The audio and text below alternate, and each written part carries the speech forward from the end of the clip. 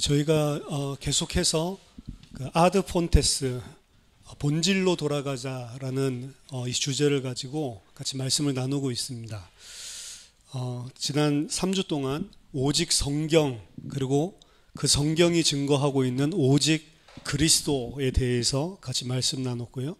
오늘은 세 번째 큰 주제로 오직 은혜, 솔라 그라티아라는 제목으로 같이 말씀 나누겠습니다. 오직 은혜라고 했을 때 우리가 전제하고 먼저 깨닫고 들어가야 될 부분이 바로 은혜라고 하는 것의 개념입니다. 은혜 받는다라고 우리가 표현을 하지만 은혜 받는다는 것은 전적으로 내가 잘하거나 혹은 그것을 받을 만한 가치 있는 일을 했거나 조건이나 자격, 그러한 행위가 하나도 없는데 거저 주시는 것을 보고 은혜라고 하는 것입니다. 또한 그 은혜를 받은 사람이 그 은혜에 대해서 갚을 수 있는 그 어떠한 능력도 가지고 있지 않는데, 전혀 없는데 그럼에도 불구하고 거저 주시는 것이 은혜입니다. 만약에 우리가 하나님의 은혜를 받을 만한 뭔가를 가지고 있거나 또 그 은혜를 갚을 만한 뭔가가 있기 때문에 주시는 것이라면 그것은 전혀 은혜가 아닌 것이죠. 그렇기 때문에 은혜라고 하는 것은 단발적으로 받는 것이 아니고, 은혜는 한 번으로 끝나는 것이 아니고 계속해서 지속되는 것입니다. 이제 은혜 받았으니까 내가 뭐를 갚아주는 개념이 아니란 말이에요. 처음 받았을 때도 은혜지만 지속적으로 우리는 은혜 속에 있어야지만 살 수 있는 것입니다. 그래서 오직 은혜란 말이에요. 왜 오직 은혜로만 구원을 받을 수 있습니까?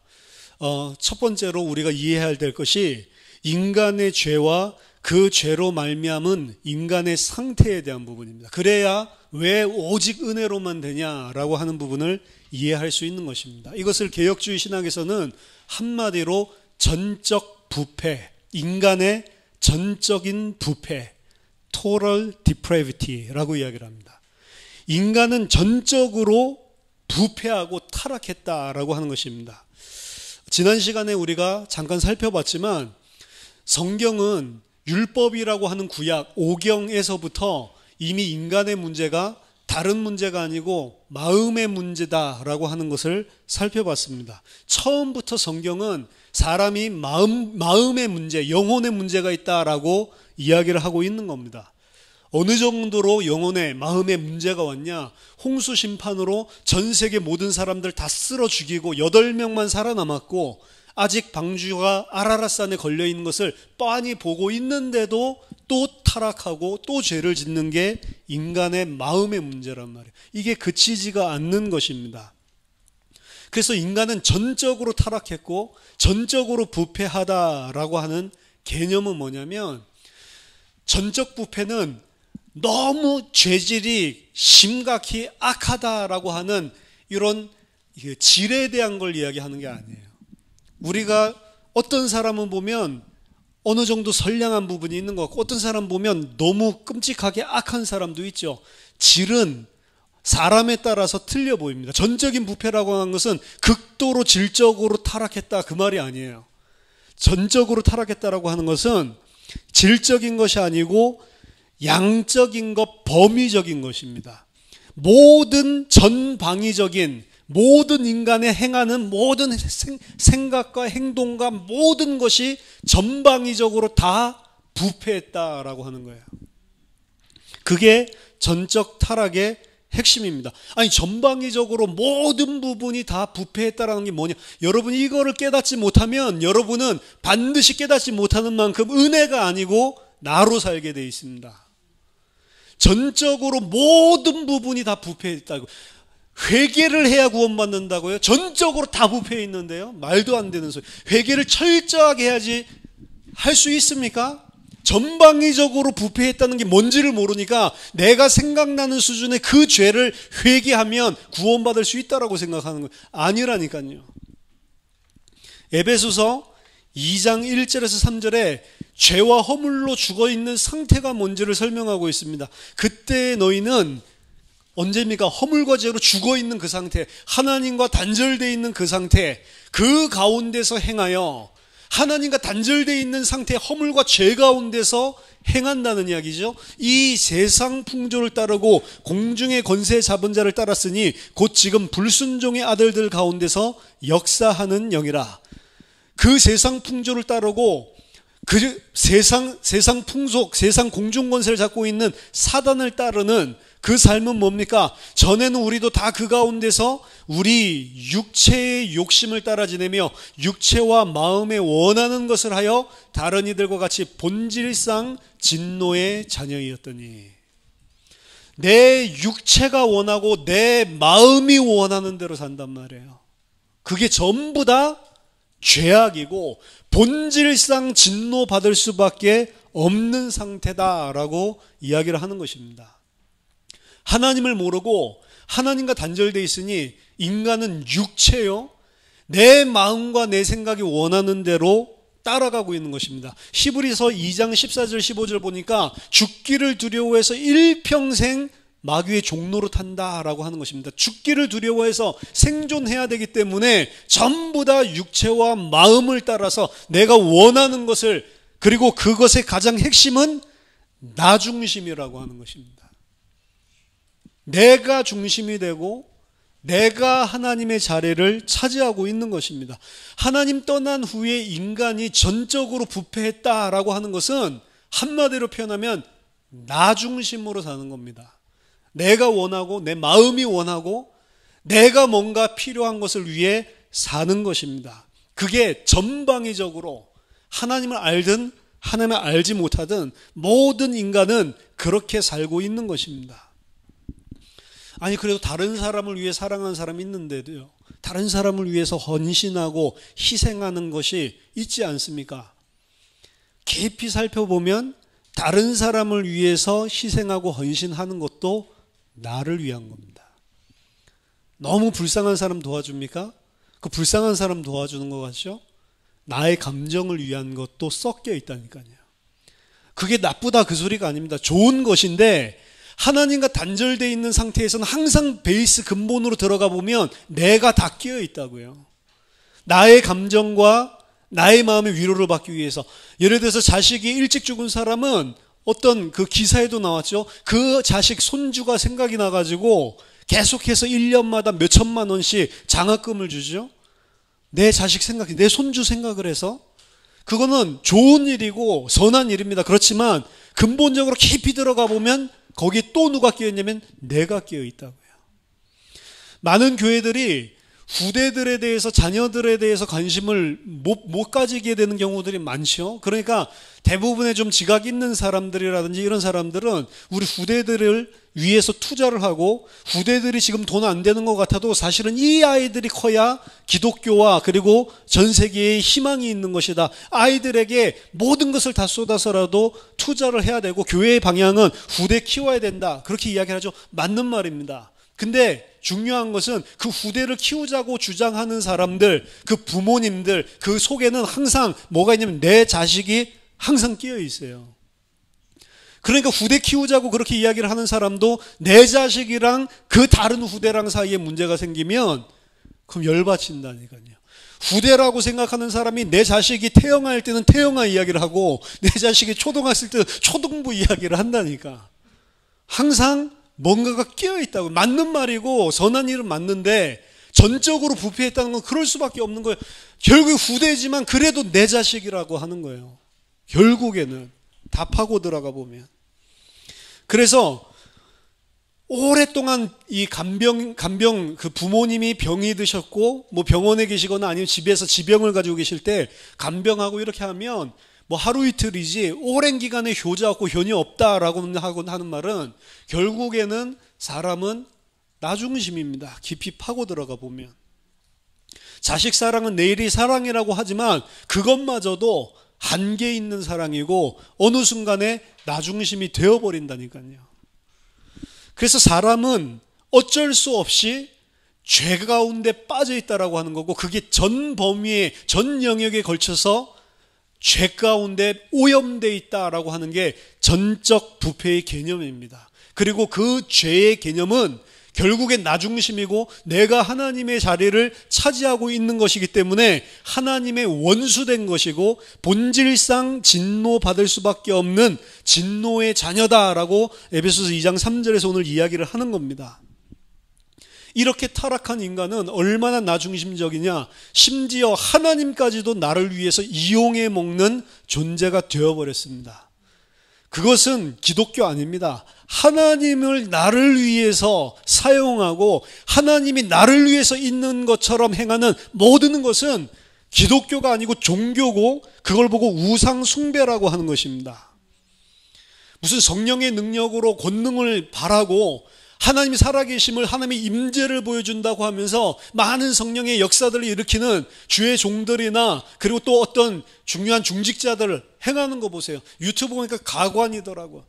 성령이 이분에게 역사해달라고 기도하면서 막 하고 사람들은 막 역사해달라고 울부짖고 있는데, 성령님이여 역사해 주옵소서, 더 강하게 강하게 강하게. 무슨 성령이 지 장난감입니까? 성령이 더 강하게 역사해. 말이 돼요? 사람들이 하나님도 사실은 이용해 먹고 하나님을 조정해가지고 내가 필요한 것을 뜯어내는 존재로 행하고 있는 경우가 많다고요. 그거는 기독교가 아니라니까. 그거는 종교고 우상숭배라니까요. 그래서 로마서 3장 10절에서는 의인은 없나니 하나도 없다라고 하는 것입니다.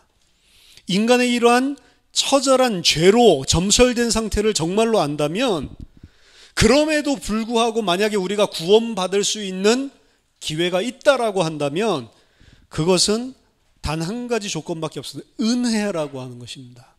내가 뭔가 메리트가 있어서 받아내는 것이 아니고 전적으로 하나님이 부어주시는 것, 그것이 은혜인 거죠. 그래서 인간은 전적인 부패, 토탈 디프레비티, 이 상태 가운데 빠져 있기 때문에 전적인 은혜로만 구원받는다라고 하는 것입니다. 두 번째로, 그 은혜를 하나님께서 주시는데 누구에게 주시냐라고 하는 것입니다. 그것은 하나님이 이미 선택하시고 택정해 놓으신 일부 무리들의 사람, 그 사람들만 구원을 베푸시는 것입니다. 하나님이 주권적으로 이미 예정하셨다라고 성경은 이야기합니다. 그렇기 때문에 하나님이 택하시는 것입니다. 하나님이 어떻게 택하시냐? 우리 조건 가지고는 절대로 구원받을 수 없으니 unconditional election, 아무런 제한이 없이, 아무런 조건이 없이 택하셨다라고 하는 겁니다. 무조건적인 선택. 이게 지금 칼빈의 5대 교리 가장 중요한 핵심 중에 첫 번째가 토탈 디프레비티, 인간의 전적인 타락이라고 하는 것이고, 그 전적 타락한 사람 중에 일부의 무리를 하나님이 언컨디셔널, 아무런 조건 없이 선택을 하셨다라고 하는 거예요. 그 하나님이 선택한 자만 하나님이 은혜를 주셔서 구원하시는 겁니다. 그럼 왜 선택했냐? 몰라요. 그렇기 때문에 무조건이라고 이야기하는 거예요. 뭐 때문에 나를 선택했지? 전혀 메리트가 없다라고 이야기했잖아요. 하나님이 택해야 될 일말의 이유가 없습니다. 우리가 하나님한테 주장해야 될 게 없다고. 근데 무조건적으로 왠지 모르겠는데 선택을 하신 거예요. 그리고 그 사람들의 숫자는 제한되어 있습니다. Limited atonement, 제한 구속. 하나님이 선택을 하셨는데 모든 사람을 다 선택하신 것이 아니고 일부 사람을 하나님이 택정하시고 선택을 하셨다라고 하는 거예요. 다 구원받는 거 아닙니다. 그래서 이 구원에 대해서 오해를 하는 사람이 있어요. 성경에서 말하는 것은 다 구원받는다라고 이야기하지 않습니다. 틀림없이 마지막 때는 믿는 자가 더 적다라고 이야기를 했고, 믿음 찾아보기 힘들 정도로 구원받는 사람이 적단 말이에요. 그럼 나머지 사람들은 뭡니까? 나머지 사람들은 구원 못 받은 사람이죠. 구원 못 받았다는 것은 은혜를 안 주셨다라는 거예요. 구원받았다는 은혜를 줬다는 거고, 노아가 의인이어서 구원받았습니까? 아니잖아요. 은혜잖아요. 노아는 은혜를 입었다라고 분명히 이야기를 하고 있거든요.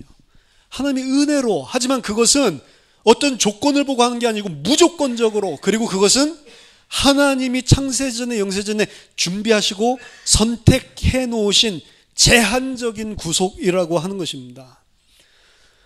이걸 잘못 오해해서 하나님의 사랑을 내가 하나님보다 마음이 더 넓어서 하나님이 어떻게 사람을 지옥에 보낼 수가 있냐, 보편 구원설을 주장하는 사람들이 있는데요. 말도 안 되는 거예요. 이건 뭘 모르는 거냐면 하나님의 성품을 모르는 거예요. 하나님의 성품은 하나님이 사랑하시지만 공의로우십니다. 그렇기 때문에 죄 있는 자를 죄 없다고 할 수가 없는 거예요. 하나님은 반드시 죄를 진멸하고 죄인을 심판하시는 심판주라니까요. 모두 다 구원한다 사랑이기 때문에 말도 안 되는 거예요. 성경에서는 그렇게 이야기하고 있지 않습니다. 또한 어떤 사람들은 잘못 생각해서 알미니안주의 같은 사람들, 신인 협력설을 주장하는 사람들, 우리가 하나님과 협력해서 구원을 받는 거다. 그 말은 뭐냐면 하나님께서 예수 그리스도를 보내셔서 구속의 길을 다 열어두셨잖아요. 구원의 문을 2000년 전에 열어두셨잖아요. 열어두셨으니 이제 누구든지 자기 스스로의 힘으로 믿으면 구원받는다라고 하는 것입니다. 우리 다음에 살펴볼 게 솔라 피데, 믿음에 대한 거거든요. 근데 그 믿음의 전제는 오늘 말하는 솔라 그라티아, 하나님의 전적인 은혜 때문에 오직 은혜로만 믿음이 생기는 거라니까요. 예수님이 2000년 전에 구속을 완성해 놓고 자 내가 이제 완성해 놨으니 누구든지 이제 믿어라, 믿는 사람은 내가 구원해 주겠다. 만약 그렇게 구원을 이루신 것이라고 한다면 이거는 하나님이 이루신 구원이 아닙니다. 왜죠? 만약에 전부 다 안 믿으면 어떻게 됩니까? 예수님이 이 땅에 우리 구원하시고 오셨어. 그리고 십자가에서 구속을 다 이루셨습니다. 근데 만약에 한 사람도 안 믿었어요. 그럼 어떻게 되죠? 괜히 육신 입고 와가지고 죽었네. 머리 극적극적 하면서 쑥대머리 되는 겁니까? 그건 말도 안 되는 거잖아요. 하나님이 구원하시기로 작정하셨으면 반드시 구원하시는 겁니다. 하나님이 창세전에 영세전에 택했다고 하는데 택하셨으면 반드시 그걸 유효하게 구원하시는 거예요. 그래서 하나님의 콜링을 유효적인 콜링이다, effective 콜링이다 라고 이야기하는 거예요. 유효적인 소명. 하나님이 나와라, 네가 나에게로 오라 은혜를 주시고 명령하시면 그게 유효하게 우리 속에 전적으로 아무런 조건이 없이 우리 속에 이루어지는 거란 말이에요. 그걸 잘 보여주는 게 요한복음 11장에 나사로를 살리시는 사건이에요. 나사로는 어떤 상태입니까? 죽어있는 상태예요. 죽어있는 상태라는 듣지도 못하고 말하지도 못하고 움직이지도 못하는 상태입니다. 근데 예수님이 나사로야 나와라 라고 이야기를 하잖아요. 나사로가 뭘 들어가지고 반응해가지고 나온 게 아니란 말이에요. 나사로는 들을 수도 없는 상태였고 움직일 수도 없고 행할 수 없는 상태, 그게 죽은 상태라니까요. 전적인 부패 상태, 하나님을 알 수도 없고 하나님의 은혜를 받을 만한 가치도 없고 거기에 반응할 수도 없는 상태란 말이에요. 그런데 예수님이 그 죽은 썩어서 냄새나는 나사로에게 나사로야 나와라 했을 때 나오잖아요. 그게 바로 effective calling, 유효적인 소명이란 말이에요. 하나님이 선택하신 제한된 그 사람들은 하나님이 반드시 무조건적인 은혜를 베푸셔서, 그리고 절대로 이 사람들이 행할 수 없는 그것을 저항할 수 없는 irresistible grace, 저항할 수 없는 은혜를 베푸셔서 끌고 나오신다니까요. 언제 하나님께서 이 제한된 무리들을 택하셨습니까?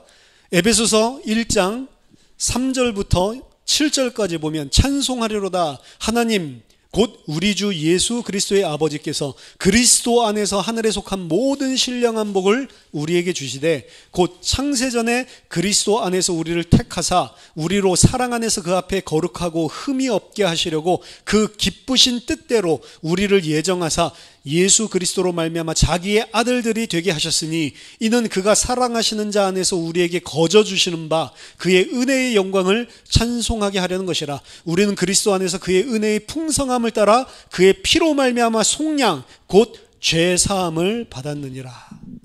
언제 택하셨죠? 창세 전에 그리스도 안에서 우리를 택하사. 4절에 나와 있죠. 그리고 거저 주시는 바 그 은혜의 풍성함으로 우리를 택하신 것이다.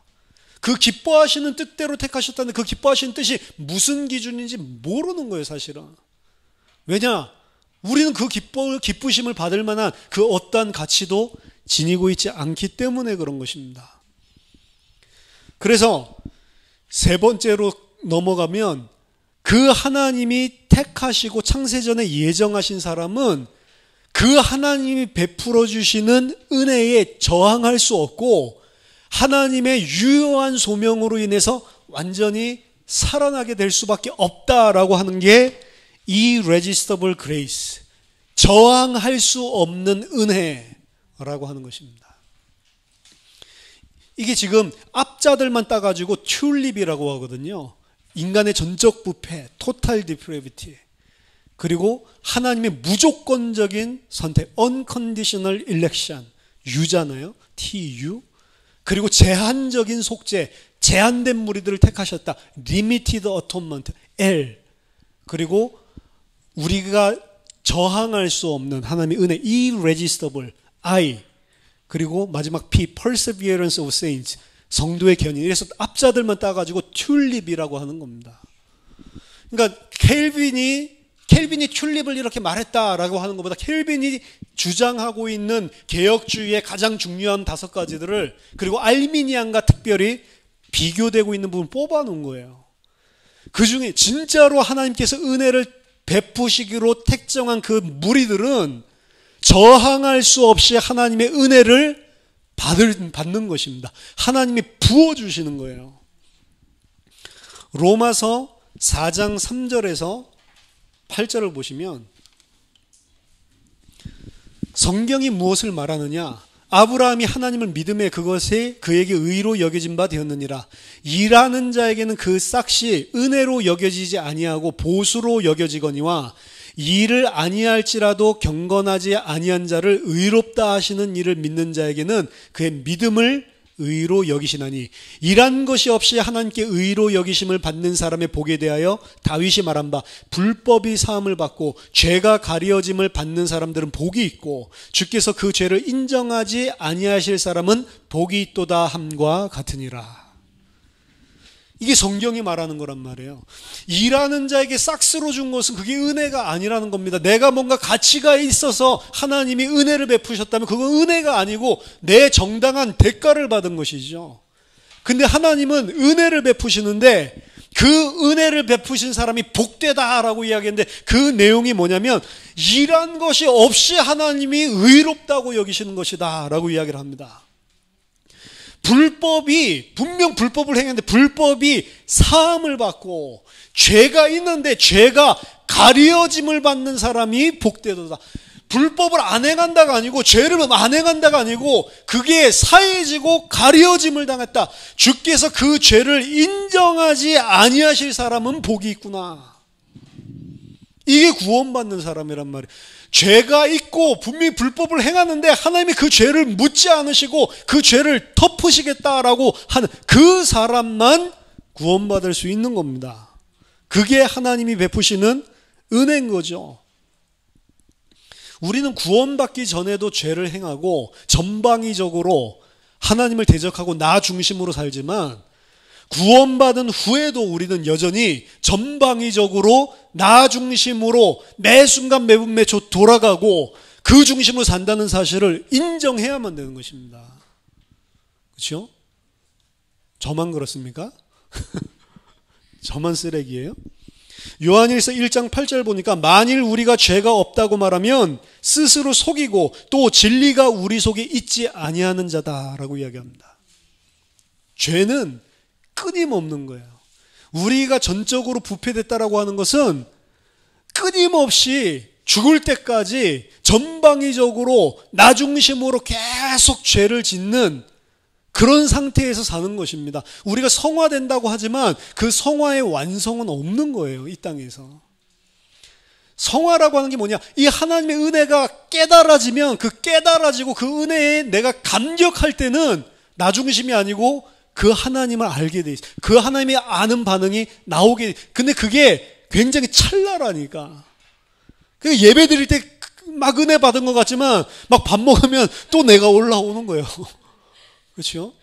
계속 그러는 거라니까요. 그런데 이게 차츰차츰 그 영역이 우리가 이 땅에 사는 동안 하나님의 은혜를 통해서 이게 차츰차츰 증가하는 것 뿐입니다.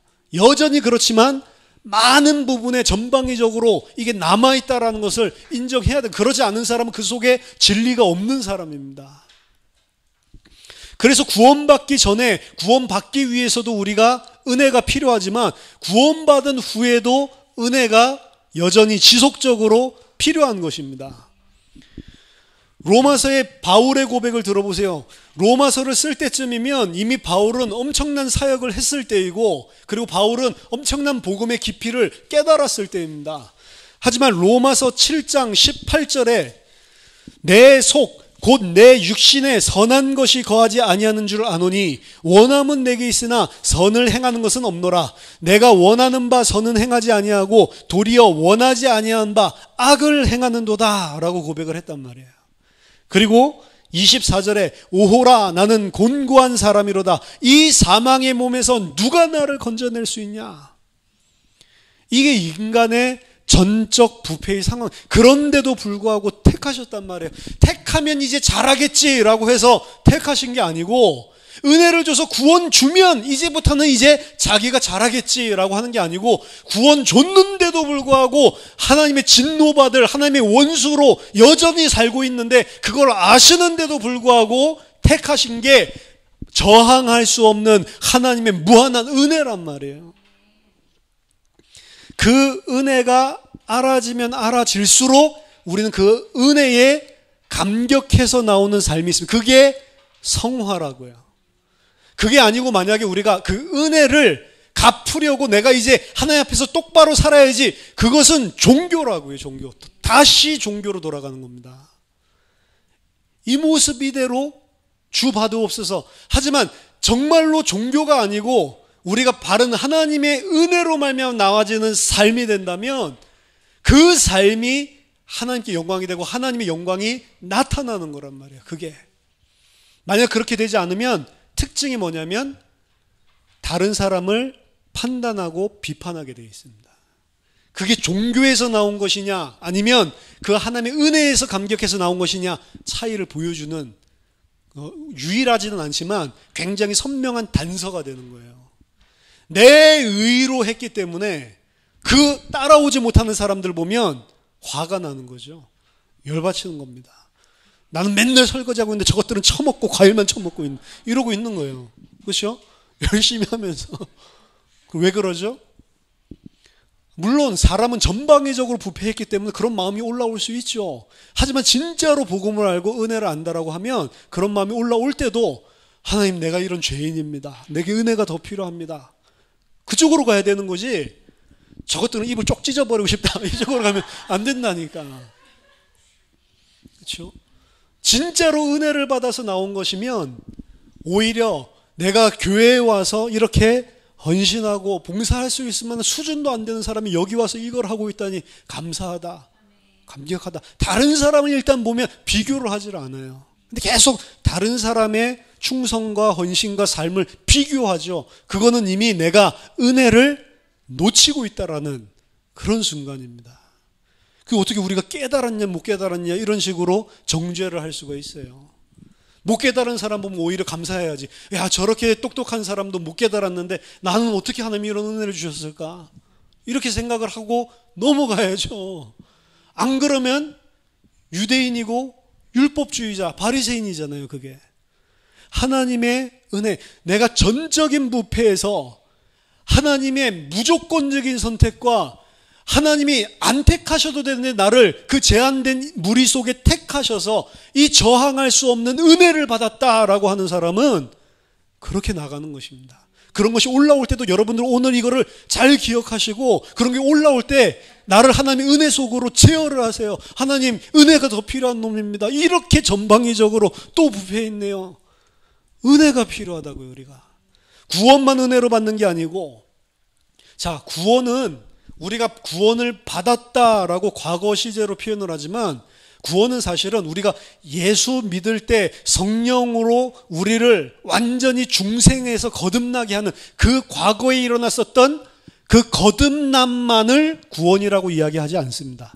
성경에서는 과거, 현재, 미래 모든 것을 통틀어서 구원이라고 이야기를 합니다. 그 순간도 구원이지만, 그래서 구원을 받았다라는 표현을 쓰는데, 사실은 구원은 완전하게 다 받으려면 영화의 상태에 들어가야 구원 받을 것입니다. 우리는 아직 끼어 있단 말이에요.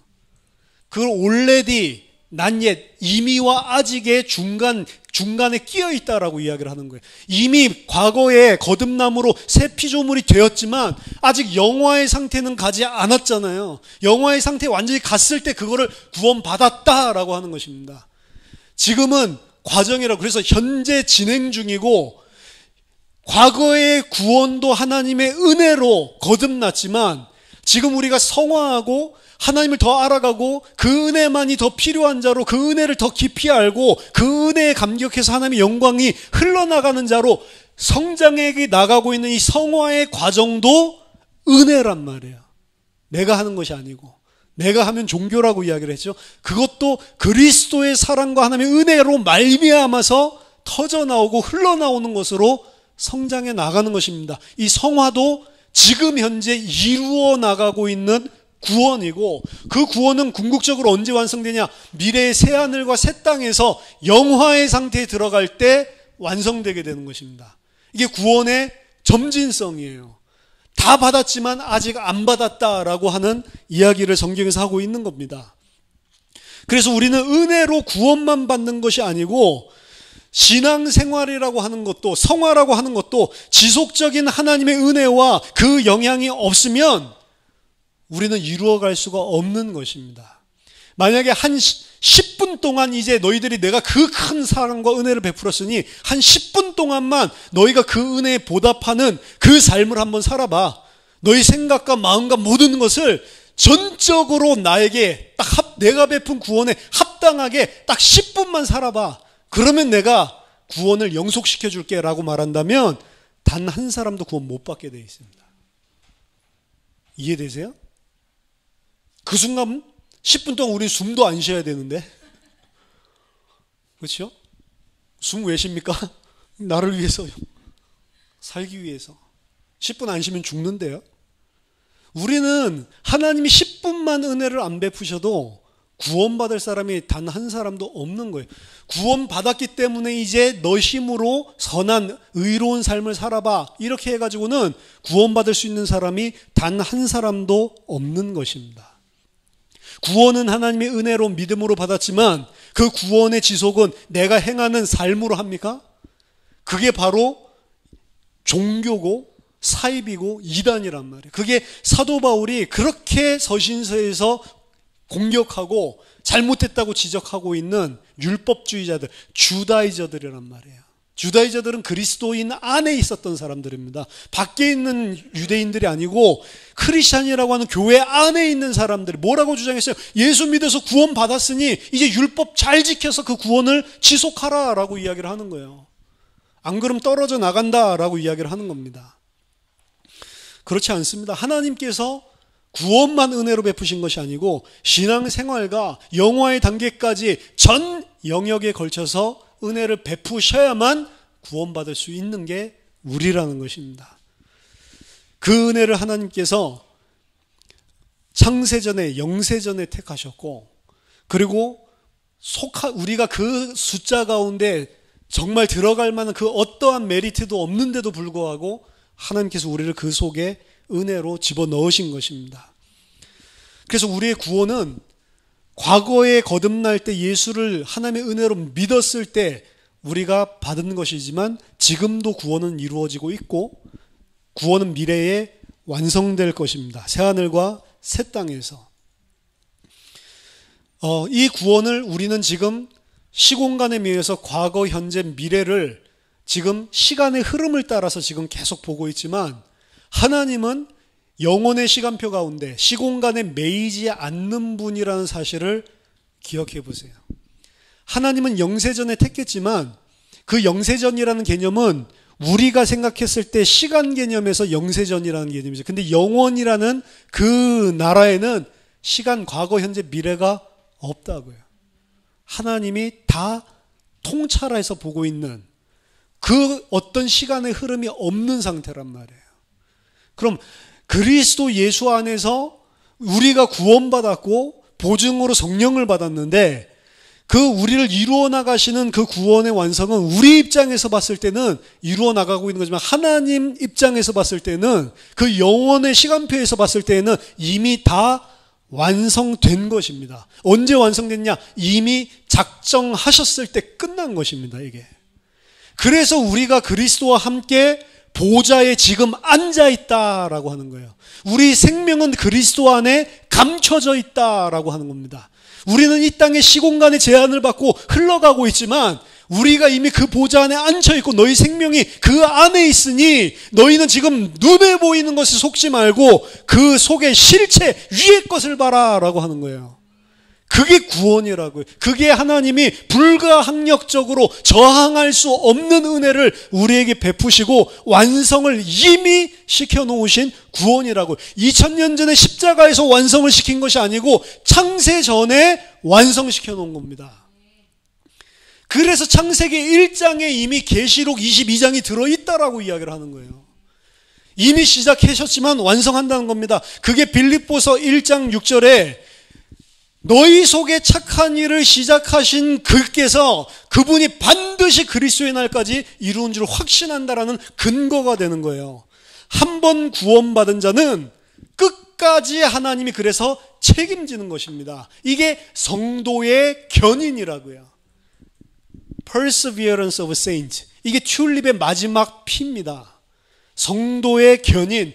구원받은 자가 하나님의 이 거듭나게 하신 그 은혜를 입은 자가 그 어떠한 다른 자신의 부족함과 죄악으로 인해서 또다시 하나님으로부터 떨어져 나가서 구원을 잃게 되는 것은 없다라고 하는 것입니다. 그러면 이제 아무렇게나 막 살아도 되겠네요. 그 사람은 구원받은 자가 아니라니까요.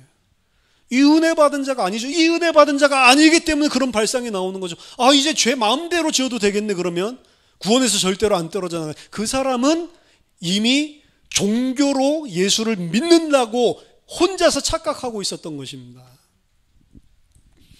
히브리서 6장 10장을 보면 한 번 비침을 받고 내세와 능력과 그리고 하나님이 주시는 말씀의 능력 그 맛을 보고도 그 능력을 체험하고도 떨어져 나간 자들이 있어요.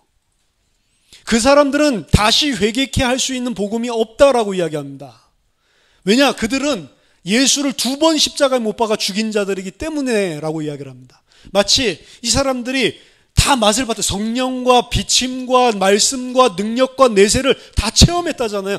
정말로 믿는 사람인 것 같은데 배도가 일어나고 핍박이 일어났을 때 극심한 배도들이 일어났다고요. 많은 사람들이 배도했습니다.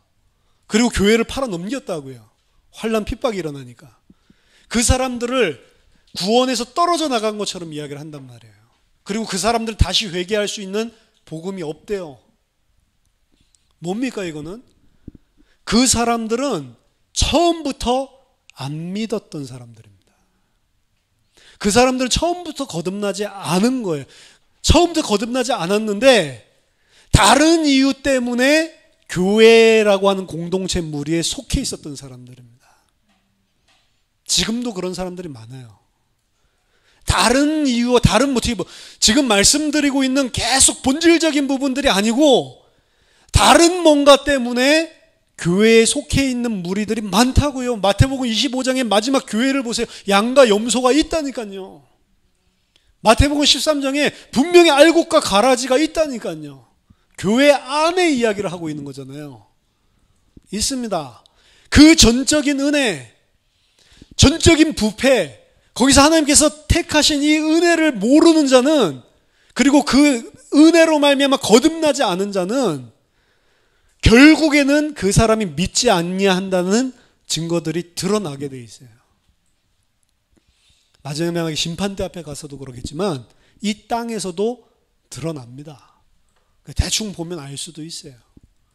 근데 이 사람들은 그 어려운 시기에 예수 믿는다고 들어왔는데도 이미 유대교로부터 핍박을 받고 있었기 때문에 단절되는 상황이잖아요.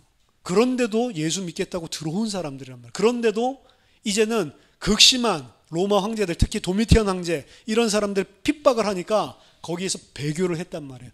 근데 그 사람들은 처음부터 구원받은 사람이 아닙니다. 구원받은 사람은 떨어져 나갈 수가 없어요. 네 가지 비유의 돌짝밭이죠.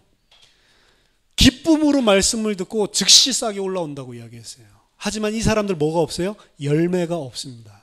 햇빛이 주면 타서 죽어버린다라고 이야기했어요. 환란이 핍박이 햇빛이라고 이야기했거든요. 햇빛이 비치면 본인이 돌짝밭인 게 드러났을 뿐입니다. 하지만 기쁨으로 말씀을 받고 올라올 때도 이미 돌짝밭이었다니까. 그렇죠? 가시덤불, 세상 재리와 유혹에 막혀서 결실하지 못하는 사람, 결실하지 못하는 나무는 어떻게 한다고 했습니까? 다 쳐서 불에 사른다고 이야기했어요. 이 사람들은 교회에 있지만 말씀이 뭐가 좋아서 있는지는 모르겠지만 결국에는 육신과 재리를 위해서 이 땅의 것을 위해서 있는 사람들이에요. 그런 것이 만족됐기 때문에 교회에 왔을 수도 있습니다. 그 육신적 땅의 것이란 것은 천국 가는 거 포함이에요. 내가 생각하는 그 천국 가기 위해서. 이런 사람들은 열매가 없다라고 이야기를 합니다. 결국에는 모습은 종교인도 똑같이 흉내낼 수가 있어요. 하지만 그것은 언제든지 한계가 있을 뿐만 아니라 언제나 드러나게 돼 있고 그것으로는 구원받지 못한다는 겁니다. 하지만 정말로 하나님의 은혜를 받고 거듭난 것이 맞다 한다면 우리가 죄에게 지고 이 땅에서 넘어지는 모습이 전방위적으로 지속적으로 나타남에도 불구하고 구원받는 사람도 있다라는 거예요. 그래서 착하고 열심히 종교생활 잘했던 이 사람은 오히려 구원에서 떨어지고 우리가 봤을 때 저 뭐 예수 믿는다는 사람이 저럴까? 이랬는데 구원받는 사람이 있을 수가 있는 거예요. 그걸 1세기 때 예수님이 극적으로 보여주신 게 그렇게 율법을 잘 지키고 하나님 뜻을 따라서 깨끗한 삶을 살고 있었던 바리새인을 독사의 자식들이라고 이야기를 하고 세리와 창녀와 이런 사람들, 과부, 이런 연약하고 그리고 뭔가 사람들이 봤을 때도 포악하고 죄인이었던 더러운 사람들, 이 사람들을 보고 구원받았고 하나님이 받으셨다라고 이야기를 하는 거예요. 거꾸로죠. 뭘 보여주려고 바른 삶을 살지 말라고 그러는 걸까? 그 말이 아니라니까요. 하나님의 은혜는 다른 것입니다. 정말로 은혜를 받았으면 이 사람은 끝까지 하나님이 구원을 완성시킬 때까지 은혜를 베푸셔서 끌고 가신다라는 개념이에요. 그래서 한 번 구원은 끝난 것입니다. 그래서 우리가 구원받았다라고 하는 개념을, 그 끝났다라고 하는 개념을 영원의 시간표, 하나님의 시간표에서 보면 이해가 쉬운 거예요. 현재 그리고 미래, 거기에 얽매이지 않는 분이 이미 택하셔서 이루시고 계신 것입니다. 그리고 그것은 하나님 안에서는 이미 완성이 된 것입니다. 구원받은 그 자를 속에 성령께서 내주하시면서 그들을 현재 성화시켜 나가시고 성장하도록 하나님께서 도우시고, 그리고 미래 마지막 그 시간표에 영화의 시간표로 끌고 가시는 겁니다. 그럼 그 성화와 영화도 누가 끌고 가신다고요? 성령이 하나님의 은혜로 끌고 가시는 것입니다. 그걸 끝까지 완성시키실 줄을 우리가 믿는다. 어떻게 이런 것이 가능합니까? 하나님이 창세전에 영세전에 영원의 시간표 가운데서 택하셨기 때문에만 가능할 수가 있는 것입니다. 그래서 그 하나님의 은혜의 시간적인 범위를 친다면 영원인 것입니다. 단발적인 은혜가 아니고 하나님은 우리에게 영원한 은혜를 베풀어 주신 겁니다. 그 영원한 은혜가 아니고는 구원받을 자가 단 한 사람도 없기 때문에. 자, 은혜는 거저 주시는 것이라고 우리 오늘 읽은 본문에서도 이야기를 하죠. 행위에서 난 것이 아니기 때문에 자랑할 수 없다라고 이야기를 합니다. 하나님의 선물이다라고 이야기를 하고요. 하나님이 우리에게 공짜로 거저 주시는 것이 은혜입니다. 하지만 공짜로 주셨다고 해서 그것이 가치 없는 것이 아닙니다. 공짜지만 priceless, 가치로 따질 수 없을 만큼 무한한 대가를 치르시면서 베풀어 주신 은혜인 거예요. 성자 예수 그리스도 삼위일체의 하나님께서 영원히 육체에 갇히게 되는 그 사건을 통해서 우리에게 베풀어 주신 엄청난 비용을, 대가를 지불을 하셔서 베푸신 은혜라는 것입니다. 창세기 1장에 보면 우리가 우리의 형상대로, 우리의 모양대로 사람을 만들자. 그 사람을 만들기 위해서 사람과 같은 모양으로 내려오셔서 영원히 우리와 같은 육체를 입으시면서 이루어 주신 게 구원의 은혜란 말이에요. 우리가 하나님 같아지는 것이 아니고 우리가 할 수 없으니까, 전적으로 부패했으니까 하나님이 우리와 같아지셔서 우리에게 구원을 베푸시고 이제 하나님과 같은 자로 살도록 부르신 것. 그래서 우리는 장차 새하늘과 새 땅에서 그리스도와 함께 하나님의 아들들로서 영원히 왕노릇하는, 하나님 성삼위 하나님과 같은 자로 하나님께서 올려주시고 축복하시는 그 영화의 단계, 그 하나님과 전적으로 소통하는 그 단계로 이끌어 가시는 것. 그게 구원이라는 거예요. 이게 하나님의 은혜입니다. 그냥 여러분 막 이 재밌는 이야기 듣고 막 속 후련한 이야기 듣고 이래서 은혜 받, 그거 은혜 아닙니다. 부흥 강사들 2시간 동안 뛰면서 막 콩콩콩콩 뛰어다니다가 여기에서 마지막 서야 돼 이렇게 했을 때 막 웃고, 그게 은혜가 아니라니까요.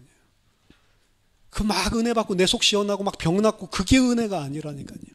은혜는 전적으로 하나님이 베푸셔서 이루신 구원과 그 구원이 완성돼가는 성화, 거룩하게 하나님을 닮아가고 하나님이 흘러나오고 완성되는 이것만이 은혜입니다. 아까 말씀드렸던 과거, 현재, 미래에 완성되는 구원, 이것만 은혜라고요.